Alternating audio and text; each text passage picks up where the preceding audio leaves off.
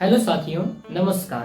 कैसे हैं आप सभी। आज हमारा वीडियो लेक्चर्स बनने वाला है प्रतिरोधकों का समूहन और ये वीडियो नंबर 2 होगा, क्योंकि पहले वीडियो में हमने समझ चुका है कि श्रेणी क्रम समूहन क्या होता है। श्रेणी क्रम समूहन क्या होता है, इसलिए हमने यहाँ पे श्रेणी क्रम का जिक्र नहीं किया है, केवल और केवल समांतर क्रम का जिक्र किया है। यहाँ पर क्या होता है कि दो या दो से अधिक प्रतिरोधकों को जोड़ना प्रतिरोधकों का समूहन कहलाता है और यह दो प्रकार का होता है। एक श्रेणी क्रम समूहन होता है और एक समांतर क्रम समूहन होता है। श्रेणी क्रम समूहन तो हम समझा चुके हैं, लेकिन समांतर क्रम समूहन आपको हम समझा रहे हैं।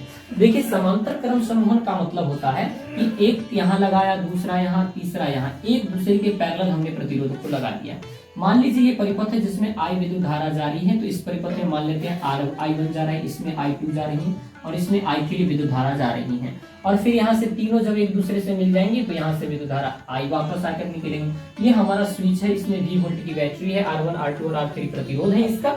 तो हम इसे लिखने का प्रयास करते हैं कि माना परिपथ में तीन प्रतिरोध R1, R2, R3 है जो समांतर क्रम बिंदु A तथा B के बीच व्यवस्थित है। जो बिंदु A और B के बीच क्या है, R1, R2 और R3 व्यवस्थित हैं, जिनमें विद्युत धारा क्रमशः I1, I2, R3 प्रवाहित हो रही हैं। इसमें विद्युत धारा क्या जा रही है, तो R1 में जा रही है I1, इसलिए हमने क्या लिखा कि R1 में I और R2 में I2, R3 में I3 प्रवाहित होता है।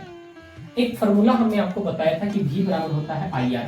V बराबर क्या होता है IR, तो I बराबर क्या हो जाएगा, I निकालेंगे तो R इधर चला जाएगा तो V अपन का IR हो जाएगा। ठीक है, यहाँ तो कोई समस्या होने की चीज तो है नहीं। एक चीज और हम समझ लेते हैं कि जब I बराबर होता है तो आप समझिए, जब यहाँ से I जा रही थी I1, I2 जा रही थी I3, तो निकला तीनों मिलकर के यहाँ नहीं, I1 यहाँ आया, फिर I2 यहाँ आया और फिर I3 यहाँ आया और तीनों मिलकर के यहाँ पर फिर करंट क्या देने लगा, I देने लगा। क्योंकि I गया था तीन भाग में बट के फिर तीन मिलकर के I दे दिया, तो हमने कहा I1 plus I2 plus I3 बराबर I हो गया।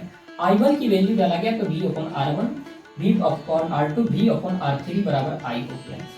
V तीनों कॉमन कर लिया तो 1 upon R1, 1 upon R2, 1 upon R3 बराबर I हो गया। यहाँ पे हमने क्या किया, V को इधर लाया तो I अपॉन V हो गया, 1 upon R1, 1 upon R2, 1 upon R3, समीकरण 1 हो गया।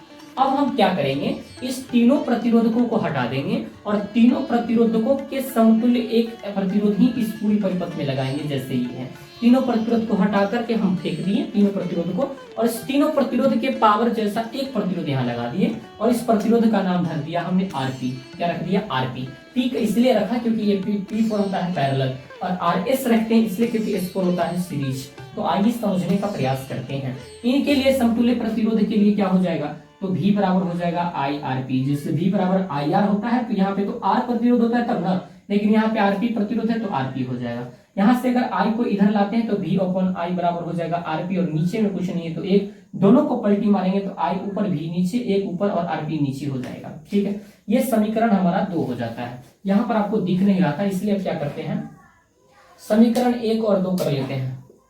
समीकरण 1 एवं 2 से जब 1 एवं 2 करेंगे भाई साहब, तो I अपॉन V यहाँ है और I अपॉन V यहाँ है, तो इस वाला इसके बराबर हो जाएगा, यानी 1 upon R1 plus 1 upon R2 plus 1 upon R3 बराबर 1 अपॉन RP, और इसी को कहा जाता है समतुल्य प्रतिरोध। समतुल्य, अरे भैया लिखा जा, समतुल्य प्रतिरोध, समतुल्य प्रतिरोध कहा जाता है। तो मित्रों, आई थिंक आप समझ पा रहे होंगे। अगर समझ गए हैं तो आप इसे नोट कर लें, और अगर थोड़ी सी समझने में आपको सबब का सामना करना पड़ रहा है तो एक बार पेन और पेपर के साथ आप बातें कीजिए, समझने का प्रयास कीजिए। एक बार में तो समझ आ जाए, ये बहुत मुश्किल काम होती है, लेकिन अगर आप समझ गए तो बहुत टैलेंट है। मिलते हैं फिर नई वीडियोज के साथ, तब तक के लिए आप सभी को धन्यवाद। Thank you very much.